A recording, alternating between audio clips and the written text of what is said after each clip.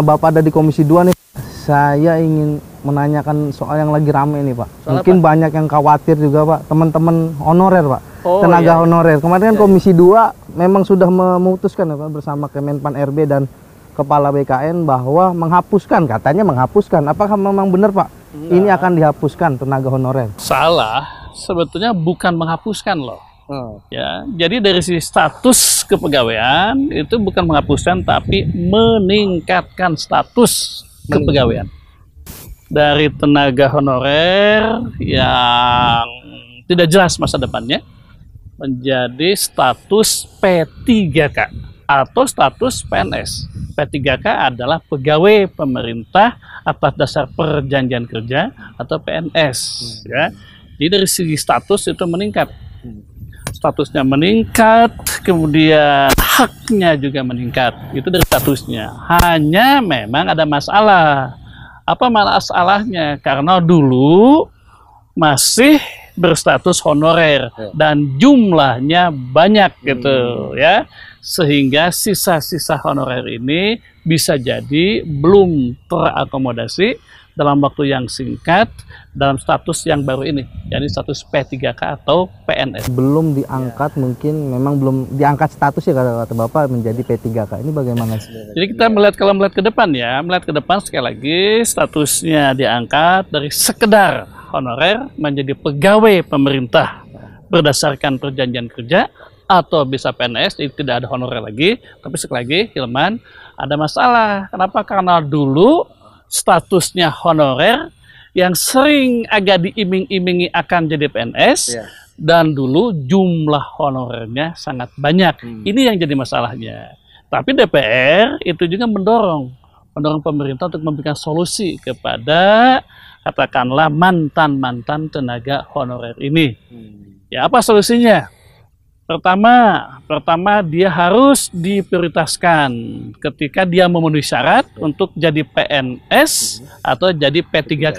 Harus dapat prioritas, ya. Nah, jika dia tidak bisa masuk PNS, maka dia masuk P3K. Bukan honor lagi loh, P3K. P3 itu saya ulang, pegawai pemerintah atas dasar perjanjian kerja. Beda dengan honorer, enggak? Beda dengan honorer P3K, ya. Satu prioritas masuk PNS, jika tidak masuk karena misalnya usia, dia masuk P3K. Yang sekali lagi itu beda dengan honorer statusnya. Tapi keuntungannya apa sih Pak sebenarnya Pak? Kalau misalnya berubah dari tenaga honorer ke P3K? Honorer bukan pegawai pemerintah. Kalau P3K pegawai pemerintah berdasarkan perjanjian kerja. Ya, jadi ada jaminannya, ada statusnya, ada jumlah atau besaran gajinya, ya nggak? Itu keuntungannya. Kalau honorer, sebetulnya honorer itu tidak jelas. Bisa kapan saya berhenti? Kalau P3K, dengan asumsi dia memenuhi syarat ya, itu dijamin bahwa dia bisa diperpanjang terus, bisa sampai usia pensiun. Bisa sampai usia pensiun. Sekali lagi, statusnya naik, bukan honorer tapi pegawai pemerintah, kesejahteraannya naik, kepastiannya lebih terjamin, dan masa kerjanya juga itu bisa sampai kepada usia pensiun seperti PNS. Ini sebenarnya Komisi 2 dan Kementerian sudah menetapkan belum sih Pak aturan-aturan hukumnya untuk ya benar-benar nantinya ada implementasi yang memang ya otomatis diprioritaskan untuk masuk menjadi P3K atau PNS? Ya. Satu kesepakatan terakhir antara Komisi 2 dan DPR ya memperkuat undang-undang yang lama tentang ASN. Ya, ASN aparatur sipil negara hanya terdiri dari P3K dan PNS ya. Yang kemudian di sana mengatur tenaga-tenaga hak dan kewajiban tenaga-tenaga PNS dan mengatur juga hak dan kewajiban tenaga-tenaga P3 di mana nanti mantan tenaga honorer itu akan masuk ke sana. Itu sudah diatur ya. Nah, kemudian kita akan mendorong menteri untuk membuat beberapa aturan. Satu adalah prioritas sebagai mantan tenaga honorer.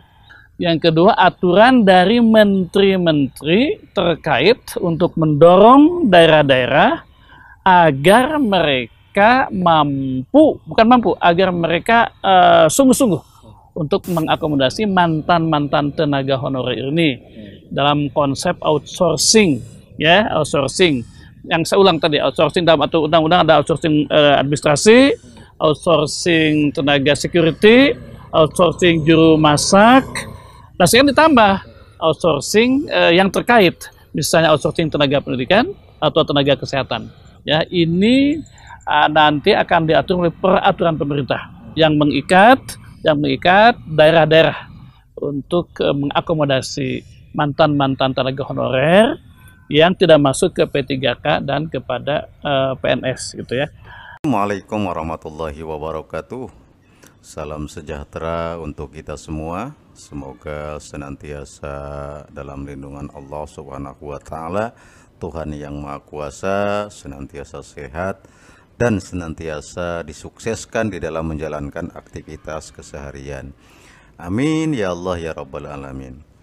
Kawan-kawan sekalian, dalam kesempatan kali ini kita akan mencoba mengupdate informasi yang kita ambil dari berita soloraya.com. Kawan-kawan sekalian, ini kita lansir atau kita ambil ya beritanya Sabtu tanggal 7 Januari 2023, Sabtu tanggal 7 Januari tahun 2023, di mana di sini ada informasi kawan-kawan sekalian, ternyata bukan pakai tes, begini mekanisme pengangkatan honorer, PTT dan tenaga kontrak jadi PNS menurut RUU ASN. Ya, di sini kita lihat judulnya kawan-kawan sekalian. Kita bacakan beritanya. Berita soloraya.com. RUU ASN memang belum disahkan, tetapi rancangan undang-undang yang merupakan revisi Undang-Undang Nomor 5 Tahun 2014 ini telah santer diperbincangkan. Nah, salah satu isu menarik yang tercantum dalam RUU ASN adalah mengenai nasib tenaga honorer, pegawai tidak tetap atau PTT, tenaga kontrak, serta pegawai tetap non-PNS. Pasalnya, terdapat pasal yang menyebutkan bahwa tenaga honorer, PTT, tenaga kontrak, serta pegawai tetap non-PNS yang memenuhi syarat wajib diangkat menjadi PNS. Lebih lanjut, pengangkatan tenaga honorer dan pegawai non-PNS lainnya menjadi PNS ini dilakukan langsung atau tanpa tes. Lalu bagaimana pengangkatan tenaga honorer dan pegawai non-ASN lain menjadi PNS menurut RUU ASN jika tidak perlu menggunakan tes? Simak selengkapnya. Perlu diketahui bahwa permasalahan nasib tenaga honorer di instansi pemerintah masih menjadi polemik hingga awal tahun 2023 ini. Oleh karena itu, DPR RI terus mencari jalan untuk menyelesaikan permasalahan honorer. Salah satu kanal solusi yang disiapkan DPR adalah RUU ASN. RUU ASN adalah bentuk revisi dari Undang-Undang Nomor 5 Tahun 2022 tentang ASN. Wakil Ketua Komisi 2 DPR RI Yanuar Prihatin menyebutkan RUU ASN sebagai satu dari 3 kanal solusi masalah honorer. Senada dengan pernyataan Yanuar, dalam naskah penjelasan RUU ASN disebutkan bahwa terdapat beberapa ketentuan dalam Undang-Undang Nomor 5 Tahun 2014 yang masih menimbulkan ketidakadilan dan ketidakpastian hukum. Sementara itu, sistem pegawaian yang tepat menurut RUU ASN adalah sistem kepegawaian tunggal. Sistem kepegawaian tunggal adalah mereka yang melakukan pekerjaan yang sifatnya sama harus memiliki status dan sistem kepegawaian yang sama. Adapun jika terdapat perbedaan status dan sistem kepegawaian, nantinya akan muncul kecemburuan dan perbedaan perilaku kepada pegawai yang sama-sama bekerja di instansi. RUU ASN menyebut diperlukan tindakan afirmatif untuk melindungi hak para tenaga honorer, PTT, pegawai tetap non-PNS, dan tenaga kontrak.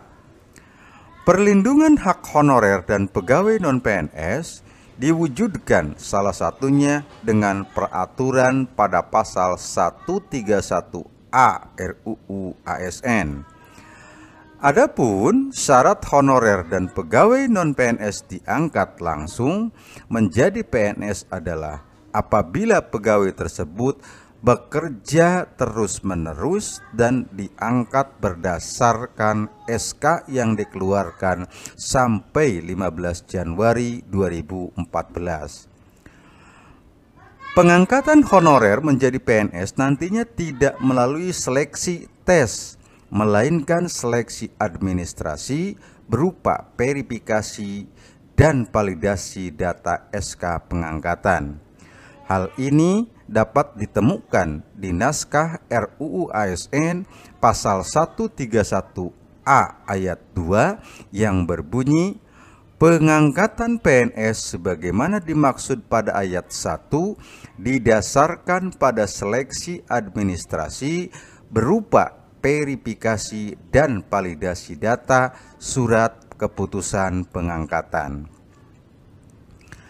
Adapun yang dimaksud proses verifikasi dan validasi data adalah kegiatan pemeriksaan kelengkapan administrasi yang dilakukan oleh BKN dan atau kementerian terkait. Validasi data yang dilakukan melalui pemeriksaan administrasi ditujukan agar tidak terjadi data kepegawaian fiktif. Nantinya pengangkatan PNS secara langsung tanpa tes ini dilakukan secara bertahap. Akan tetapi proses pengangkatan PNS harus selesai paling lambat 3 tahun sejak RUU ASN disahkan. Pengangkatan honorer dan pegawai non-ASN menjadi PNS dilakukan dengan pertimbangan kelengkapan administrasi dengan memprioritaskan mereka yang memiliki waktu kerja paling lama. Selain itu, mereka yang bekerja pada bidang kesehatan, pendidikan, penelitian, dan pertanian juga mendapat prioritas untuk segera diangkat menjadi PNS. Demikian kawan-kawan informasi yang dapat kita share dalam kesempatan kali ini. Semoga menjadi tambahan wawasan bagi kita dan mudah-mudahan menjadi harapan informasi bagi kita semua. Semoga bermanfaat. Wassalamualaikum warahmatullahi wabarakatuh.